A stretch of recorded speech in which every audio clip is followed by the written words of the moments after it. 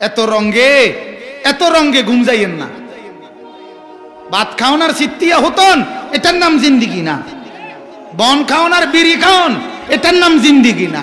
বইয়া বইয়া ফান খাওন আর চা বিস্কুট খাওন আর পেঁয়াজু আলু চপ খাওন, এটার নাম জিন্দিগি না। জিন্দিগি মানে ভাত কতটি খাওন আর সিত্তিয়া ঘুম যাওয়ার নাম জীবন না, এটা জানোয়ারের জীবন। ওই জানোয়ারও সারাদিন কিছু না কিছু খায়, জানোয়ারও রাত হলে ঘুমায় মিয়া। কোরআনের কারণে ইজ্জত, কোরআনের কারণে সম্মান। কেন বাদ দিবেন কোরআন? কেন কেন এই ফয়সালা নিয়ে নিলেন? কোরআন আমি পড়তে পারি না, তো পারেন না, এখন পড়েন। কোরআন আমি পড়তে জানি না, তো এখন শিখেন। কথা বলেন না কেন? 90 বছর বয়সে রাসূলের সাহাবী 90 বছর বয়সে কালেমা পড়ে মুসলমান হয়েছে। তো ওই লোকটা কোরআন শিখছে কখন? তাতে আমার কথা বুঝছেন? যিনি মুসলমান হইল 90 বছর বয়সে, উনি কোরআন শিখলো কখন? এর আগে? কথা বলেন না কেন? পড়েনি না আগে? তো তাইলে 90 বছর বয়সের পরেও কোরআন শিখতে হয়, পারে, সম্ভব। সাহাবী নলে শিখলো কিভাবে? 60 বছরের পরে কোরআন শিখা সম্ভব, দিন শিখা সম্ভব। এজন্য আমাদের মাদ্রাসাগুলো, আমাদের কওমি মাদ্রাসাগুলো আমরা পরিষ্কার বলি, এটা শুধু বাচ্চাদের জন্য না। কওমি মাদ্রাসা শুধু মাদ্রাসা না, কওমি মাদ্রাসা তাহরিক, কওমি মাদ্রাসা তাহরির, কওমি মাদ্রাসা একটা আন্দোলনের নাম, কওমি মাদ্রাসা একটা সাধনার নাম, কওমি মাদ্রাসা একটা মেহনতের নাম, যেখানে উম্মতের হার তবকা দিন পাবে, আল্লাহ পাবে, আখিরাত পাবে, একটা লোকও যেন জাহান্নামী না হয়, এই ফিকির আর এই সাধনার নাম কওমি মাদ্রাসা। বুঝছেন মিয়া? এজন্য আমরা দাওয়াত ও তাবলীগের মেহনত করি, এজন্য আমরা খানকার মাধ্যমে তাজকিয়ার মেহনত করি, এজন্য আমরা জিকিরের মাধ্যমে মেহনত করি, এজন্য আমরা তালিমের মাধ্যমে মেহনত করি, এজন্য আমরা দান সদকা গ্রহণ করাইয়া মানুষকে আখিরাতের পথ দেখাইতে চেষ্টা করি। হার লাইনে আমরা মেহনত করি। আলহামদুলিল্লাহ, আলহামদুলিল্লাহ। আমরা আমাদের বাচ্চা 6 বছরের বাচ্চাকে কোরআনও শিখাই, হাদিসও শিখাই, বাংলাও শিখাই, অঙ্কও শিখাই, যোগ বিয়োগও শিখাই, আবার বসে পেশাব করতে হয় এটাও শিখাই, মেসওয়াক করে এটাও শিখাই, টয়লেট পেপার ব্যবহার করতে হয় এটাও শিখাই, পানি ব্যবহার করতে হয় এটাও শিখাই, দস্তরখান বিছাইয়া খাইতে হয় এটাও শিখাই। আমরা শুধু শব্দ শিখাই না, আমরা আখলাকও শিখাই, জীবনও শিখাই। অন্যরা বাক্য শিখায়, কবিতা শিখায়, লাইন শিখায়, কিন্তু খারাইয়া মুতে। বুঝছেন? হ্যাঁ, খারাইয়া মুতলে কারো সমস্যা হয় না, তার আমরা সমস্যা। আমরা আমাদের 6 বছরের বাচ্চাকেও খারাইয়া মুততে দেই না, কোনোদিনও না। আমরা আমাদের 6 বছরের বাচ্চাকেও ঢিলা কুলুক ছাড়া পেশাব পায়খানা করতে দেই না, বুঝাইয়া দেই, বলে দেই, 1000 বার 1,00,000 বার বলে দেই আমরা। বলেন আলহামদুলিল্লাহ, বলেন আলহামদুলিল্লাহ। হ্যাঁ, এজন্য মনে রাখা চাই, কেন দিন থেকে বিচ্ছিন্ন হবেন? এটা আমাদের কলিজার কথা, এটা আমাদের হৃদয়ের কথা। মুসলমান এই মানুষরা, আপনারা যারা বসছেন, আপনারা কেন কোরআন পড়তে পারবেন না? কেন কোরআনের তরজমা পড়লেন না? এত বড় সুন্দর জীবনটা, এত বড় লম্বা হায়াতে আসমান আর জমিনের কি পরিমাণ নিয়ামত আল্লাহর ভোগ করছেন বলেন? যে মালিকের নিয়ামত ভোগ করছেন, কোরআনে আছে, আল্লাহ তাআলা বলছে আলাম নাজাল লাহু আইনাইন। আল্লাহ জিজ্ঞেস করছে, আমার বান্দা বলো না, আমি কি তোমাকে 2টা চোখ দেইনি? কথা বলেন, দিয়েছি কিনা? জবাব দেন না কেন? ওয়ালিসানান, আল্লাহ বলেন আমি কি তোমাকে জিহ্বা দেই নাই? জবাব দেন। ওয়াশাফাতাইন, রব্বুল আলামিন বলে আমি কি তোমাকে 2টা ঠোঁট দেই নাই? রব্বুল আলামিন বলেন যে চোখ আমি দিলাম, যেই জবান আমি দিলাম, সেই জবানে আমার কথা পড়তে পারো না, সেই চোখে আমার কোরআন কখনো দেখো না, সেই চোখে আমার ঘর মসজিদ দেখো না। আহা বান্দা, তুমি আমার দেওয়া নেয়ামত দিয়ে আমার সাথে কেমনে এত বড় নাফরমানি করলা? আমি কি দিয়ে অন্যায় করেছি? আমি না দিলে কে দিত? কথা বলেন, আমি না দিলে কে দিত? রব্বুল আলামিন বলেন আসমানের এই সাদা আকাশটাকে রাতের বেলায় আমি আল্লাহ কালো বানাই, এটা তো আমি করি। আমি যদি না দেই, আজকের রাত টেনে লম্বা করে যদি কিয়ামত পর্যন্ত রাত বানিয়ে রাখি, মান ইলাহুন গায়রুল্লাহ, কে আছো বলো আমি আল্লাহকে বাদ দিয়ে, ইয়াতিকুম বিদিয়াইন, আগামী কালকের ভোর আনবে। কে? প্রধানমন্ত্রী, প্রেসিডেন্ট, এমপি সাহেব, মন্ত্রী সাহেব, জাতিসংঘের সদস্যরা, আমেরিকার বাফ, বাইডেনের 14 গোষ্ঠী। তো রব্বুল আলামিন বলেন প্রতি রাত ভোর বানাই আমি, প্রতিদিন রাত বানাই আমি। মা গাররাকা বিরাব্বিকাল কারীম, রব্বুল আলামিন ডাক দিয়ে বলে, বান্দা, এই মানুষ, আমার মতো দয়ালু মনিব, আমার মতো মেহেরবান মনিব, আমার মতো এত দয়ালু মনিবকে ছেড়ে কে তোরে আমার থেকে আলাদা করে দিল রে বান্দা? আহা, যে মা চোখের পানি ছেড়ে দিয়ে কোনো মা যদি বলে ছেলেটাকে, বাপ তুই কেমনে আমার ছেড়ে চলে গেলি, তখন ওই ছেলে পাষাণ হইলেও তো তার মাথা নোয়ায় যায়, ঠিক কিনা বলেন? ডাকাইতে হইলেও তো ওই ফুতে মাথা নামায় লাগবে। যদি মা চোখের পানি ছেড়ে দেয় যে আব্বা, আরে বাপ কেমনে ছেড়ে দিলি তুই আমাদের, কেমনে ভুলে গেলি, কিছুক্ষণের জন্য হইলেও তো মাথা নোয়ায় লাগবে, শক্ত কলজা হইলো। তো রব্বুল আলামিন নিজে কোরআনে ডাক দিয়া বলছে, মা গাররাকা বিরাব্বিকাল কারীম, আমার বান্দা বল না, আমার মতো দয়ালু মনিব থেকে কে তোকে আলাদা করবে, কেন আমাকে ছেড়ে দিবি? আল্লাযী খালাকাকা, আমি তো তোকে বানিয়েছি, ফাসাওয়াকা, আমি তো তোর অঙ্গ প্রত্যঙ্গগুলো লাগিয়েছি, ফাআদালাকা, তোর প্রতিটা অঙ্গ আমি আল্লাহ তাআলা সামঞ্জস্যপূর্ণ করেছি। এই কান আর এই কান মিলায়া দিছি, এই চোখ আর এই চোখ মিলায়া দিছি, এই দুই হাত বরাবর মিলায়া দিছি। এই আঙ্গুলগুলো যদিও দেখতে একটা ছোট একটা বড়, এভাবে খাওয়ার সময় লোকমা ধরতে যাও তাইলে আমি মিলায়া রাখছি, একদম সমান হইলে তুমি এই মিল পাইতা না, এজন্য এভাবে রাখছি। এই আঙ্গুল 4টা সোজা রাখছি, এটা একটু বুড়া আঙ্গুল এদিকে বাঁকায়া রাখছি। কেন রাখছি জানোনি? আল্লাহ তাআলা বলে, যখন তোমার হাতের আঙ্গুল গুনতে দরকার হবে, তুমি যখন আমাকে জিকির করবা, আমার নাম ডাকবা, গুনতে হবে, তখন এই আঙ্গুল এদিকে না থাকলে কেমনে গুনবা? আচ্ছা বাদ দাও আমার নাম, তোমার 10 টাকা 20 টাকা গুনতে গেলেও তো এই আঙ্গুল বাঁকা না হলে এই আঙ্গুল দিয়ে এই আঙ্গুল গুনা যায়? এটা দিয়ে এটা গুনতে পারবেন? রব্বুল আলামিন বলে, আমি বুঝে বুঝে বুঝে বুঝে তোমার প্রয়োজনের দিকে তাকাইয়া তোমার শরীর আমি এভাবে সাজাইছি। হ্যাঁ, আমি সেজদা পাই না, আমি আল্লাহ গোলামি পাই না? হ্যাঁ, ঘোড়া তো দাঁড়ায় ঘুমায়, বহু প্রাণী তো দাঁড়িয়ে ঘুমায়, তোমাকে তো আমি রাত্রিবেলা 8 ঘন্টা 7 ঘন্টা বিছানার মধ্যে আরামের ঘুম পাড়ায় রাখি। আমি ঘুম যতক্ষণ না দেই, পৃথিবীর কোনো শক্তি তো ঘুম দিতে পারে না। এজন্য বিছনায় এপাশ ওপাশ করে আধা ঘন্টা বলে যে ঘুম আসে না। আল্লাহ পাক বলে, আমি যখন দয়া করে ঘুম দেই, ওয়াজআলনা নাওমাকুম, আমি ঘুম পাড়াই, আমি ঘুম পাড়াই। আল্লাহ বলে, আমি যেহেতু ঘুম পাড়াই, 7 ঘন্টা পরে 10টায় ঘুমাইলে 11টা 12টা 1টা 2টা 3টা 4টা 5টা, এই 7 ঘন্টা পরে 5:30টায় ফজরের নামাজের জামাত। আমি মাত্র 4 রাকাত নামাজের জন্য মাত্র 10টা মিনিট সময় 7 ঘন্টা তোরে ঘুম পাড়াইয়া আমি তোর কাছে চাই, বেঈমান তুই তখন কেমনে ঘুমাস? এই নাফরমান, তোমরা যারা ঘুমাও ফজরের নামাজ না পড়ে, টাকাইতরা কেমনে ঘুমাও? কেমনে ঘুমাও মিয়া? আপনাদের যাদের ঘরে ছেলেরা মাসের পর মাস ফজরের নামাজ না পড়ে ঘুমায়, এই নাফরমানকে কেন পালেন? বলেন মিয়া, বলেন। ওই ওই ওই ওই বিবির সাথে কেমনে রাত কাটান যে এই নাফরমান মহিলা ফজরের নামাজ পড়ে না? ওই অসভ্যর সাথে কেমনে রাত কাটান? ও তো দুশ্মন, ও তো আল্লাহর দুশ্মন।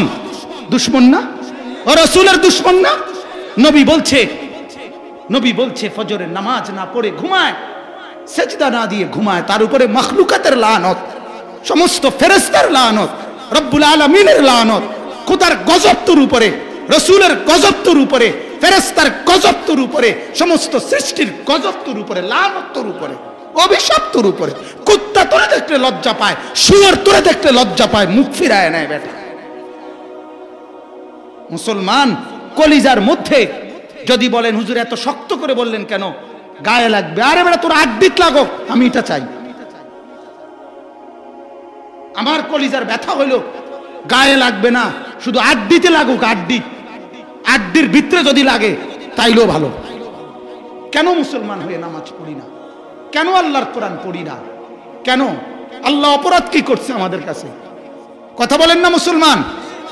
মালিক সারা রাত ঘুম পাড়াইয়া অন্যায় করছে তোমার লগে, হ্যাঁ? তাহলে তুমি সেজদা দাও না কেন? কেন ফজরের নামাজ পড়েন না? হ্যাঁ, আল্লাহ পাককে কেন ভয় করেন না? হাসরের ময়দানে মালিকের সামনে কেমনে দাঁড়াবেন? রসুলে পাকের সুপারিশ কেমনে চাইবেন? আল্লাহর কসম বাবা, রাসূলুল্লাহ সাল্লাল্লাহু আলাইহি সাল্লাম তারিখের কিতাবে আছে, সর্বশেষ সোমবার দিন রবিউল আউয়াল মাসে নবী পাক সাল্লাল্লাহু আলাইহি সাল্লাম ইন্তেকাল করছিলেন। সর্বশেষ নবীজি ইন্তেকালের পূর্বে ফজরের নামাজ নবীজি মসজিদে যাইতে পারে নাই অসুস্থতার কারণে, শেষ দিকে হযরত আবু বকর সিদ্দিক মসজিদে নববীতে ইমামতি করছিলেন 23 ওয়াক্ত নামাজ। শেষ দিন সোমবার দিন ফজরের নামাজের ওয়াক্তে পুরা মসজিদ ভরা সাহাবীরা, আবু বকর ইমাম, হযরতে আল্লাহর নবী বলছেন আয়েশাকে, নবীজির স্ত্রীকে, আয়েশা আমার হুজরা, আমার কামরার পর্দা সরায় দাও, আমি আমার সাহাবীদেরকে দেখব। আল্লাহর নবীর কামরা সরায় দিছে, আর হযরতে আয়েশা রাসূলুল্লাহর এইভাবে পিছন দিকে হেলান দিয়া বসায় না, মানুষের শোয়ার থেকে এভাবে বসাইছে, বসাইয়া আল্লাহর নবী সাল্লাল্লাহু আলাইহি সাল্লাম সাহাবীদের দিকে তাকাইয়া খুশিতে চোখের পানি ছেড়ে দিয়ে বলছে, আয়েশা এই ফজরের নামাজ, এটা ফজরের নামাজ, ফজরের নামাজে দেখছে পুরা মসজিদ ভরা মুসল্লি। আল্লাহর নবী চোখের পানি ছেড়ে দিয়ে বলছে, আয়েশা আমার জিন্দেগি সার্থক, আয়েশা আমার 23 বছরের মেহনত সার্থক, আমার তায়েফের রক্ত, আমার উহুদের দান শহীদ, আমার 14 দিনের পেটে পাথর বাঁধা, আমার সব কষ্ট সার্থক আয়েশা। আমার উম্মতকে দেখে গেলাম ফজরের নামাজে মসজিদ ভরা। এরপরেই নবীজি হাত তুলে দোয়া করছে, আল্লাহ আল্লাহুম্মা রফিকাল আলা, আল্লাহ এখনই আপনার কাছে বন্ধু, আপনার কাছে যেতে চাই, আর কোনো আফসোস নাই। জোহরের আগেই আল্লাহর নবী ইন্তেকাল করছে। দোস্ত, রাসূলুল্লাহ শেষ ফজরের নামাজে দেখে গেছে, খুশি হয়েছিলেন। আজ যখন উম্মতের মসজিদে মসজিদে ফজরের নামাজের সময় 2-4-5 জন মুসল্লি ছাড়া বাকিরা জন ঘুমায়, মদিনার রওজা পাকের নবী তখন খুশি হয়তো? তো বলেন ইনশাআল্লাহ।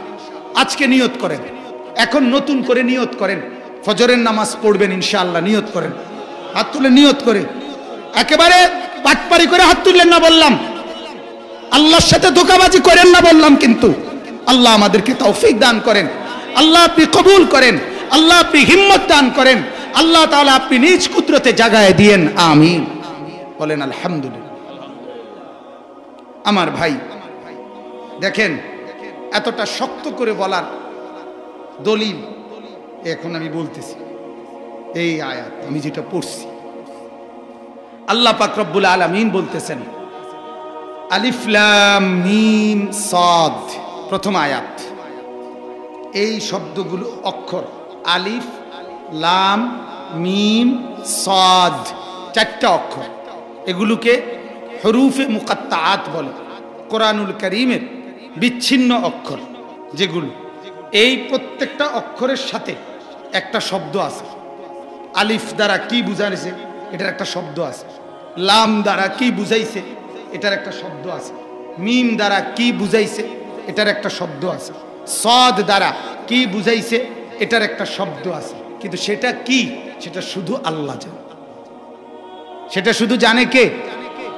বসে, আহা ভাই, ওই যে অনেক সাথী তো দাঁড়ায় আছে, হ্যাঁ ভাই এদিক দিয়ে আয়েন, এ বসলে ভালো হবে, সওয়াব হবে বেশি। দেখেন, এটাও একটা জরুরি বিষয়। কোরআনের কথা জুতা সহ শোনা, এটা আদব না। কথা বুঝছেন? এটা একটা গুরুত্বপূর্ণ মাসআলা। আল্লাহর কোরআন মানে কোরআনের কথা শুনবার আদব হলো জুতা খুলে বসে পড়া। কথা বুঝছেন নি আপনার? এই জন্য আল্লাহর কথা শুনতে হইলে জুতা পরিহিত অবস্থা, এটা আদব না।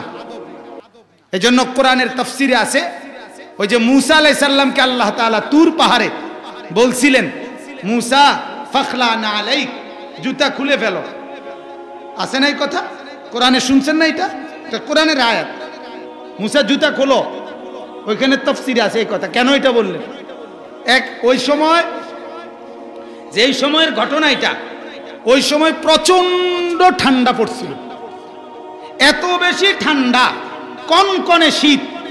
মুসা আলাইহিস সালামের বিবি সাফিয়া, উনি শীতে ঠান্ডায় কাঁপতেছিলেন। অন্ধকার রাত, মুসা আলাইহিস সালাম রাস্তা হারায় ফেলছে। মানে উনি মাদায়েন শুআইব আলাইহিস সালাম, উনার শ্বশুরের এলাকার থেকে উনি মিশরে আসতেছিলেন, কথা বুঝছেন? তো এই একে তো শীত পড়ছে, দ্বিতীয়ত রাস্তা হারায় ফেলছে, তৃতীয়ত রাত অন্ধকার পুরা। এই অবস্থায় উনি বিবিরে, ওনার স্ত্রীকে বলছে, তুমি এনে একটু দাঁড়াও, আমি ওই যে পাহাড়ের টিলায় গাছের মধ্যে মনে হয় যেন আগুন জ্বলতেছে, আগুন হইতে পারে, তো হইতে পারে আগুন, যদি আগুন হয় তোমার জন্য একটু আগুন নিয়ে আসবো, তাইলে আগুন ফুয়াইতে পারবা। আগে আমরা আগুন ফুয়াইতাম না, এরকম আগুন ফুয়াইলে ঠান্ডাটা একটু কমবে। অথবা ওইখানে যেহেতু আগুন, কোনো লোকও থাকতে পারে যে হেরা আগুন ফুয়াইতে আছে, তারারে জিগাইলে মিশরের রাস্তাটা পাবো। কথা বুঝেন না? লাভ একটা হইবই, তুমি একটা দাঁড়াও, হয় আগুন পাবো, নয়তো কি পাবো? পথের ঠিকানা, ঠিকানা পাবো। এই কথা বলে মুসা আলাইহিস সালাম আসছেন। তো ওইখানে আসার পরে সূরা তাহার মধ্যে আছে, আল্লাহ তাআলা সেখানে বলছেন, তোমাকে মুসা, এটা একটা পবিত্র ভূমি, তুমি এখানে তোমার জুতা খোলো। এখন একে তো ঠান্ডা, এবার আপনি কাঁপে, কথা বুঝেন নাই? এই সময় আরো সুওনা বিন্দনের কথা, এই সময় আরো বলার কথা যে মৌজা থাকলে মৌজাটাও বিন্দ। আরো বলতেছে কি করতে? জুতা খুলো, ফাখলানা আলাইক। এই কেন বললেন? তাফসীরের মধ্যে আছে, আল্লাহ তাআলা এই জন্য বললেন, মুসা, আমি এখন তোমার সাথে কথা বলবো, আর আমার কথা শুনবার আদব জুতা খুলে বসে পড়ো। সুবহানাল্লাহ। এই জন্য আমার কথা শুনতে জুতা সহ, আপনার স্যুট সহ, বুট সহ ঠিক না, এই জন্য বসো। মুসা আলাইহিস সালাম জুতা খুলে বসছেন। বসে তাফসীরে আছে, উনি জিজ্ঞেস করছেন, আপনি কে? মুসা আলাইহিস সালাম খুব সাহসী ছিলেন বেড়া। আল্লাহ তাআলা বলছে, ইন্নানি আনাল্লাহ, আমি আল্লাহ, আমি আল্লাহ। মুসা আলাইহিস সালাম বলছে, আপনার আরো কিছু পরিচয় বলেন। আল্লাহ বলছে, লা ইলাহা ইল্লা আনা, আমি ছাড়া আর কোনো মাবুদ নেই। মুসা আলাইহিস সালাম বলছে, ঠিক আছে, মেনে নিলাম, এখন আমাকে কি করতে হবে? আল্লাহ বলেন, ফাবুদনি, আমার ইবাদত করো। মুসা আলাইহিস সালাম বললেন, তাহলে কি প্রকারের ইবাদত, কোনটা করব? হ্যাঁ, বলছে আকিমিস সালাহ, নামাজ পড়ো। বলছে, তো নামাজ পড়লে আপনার কি ফায়দা হবে?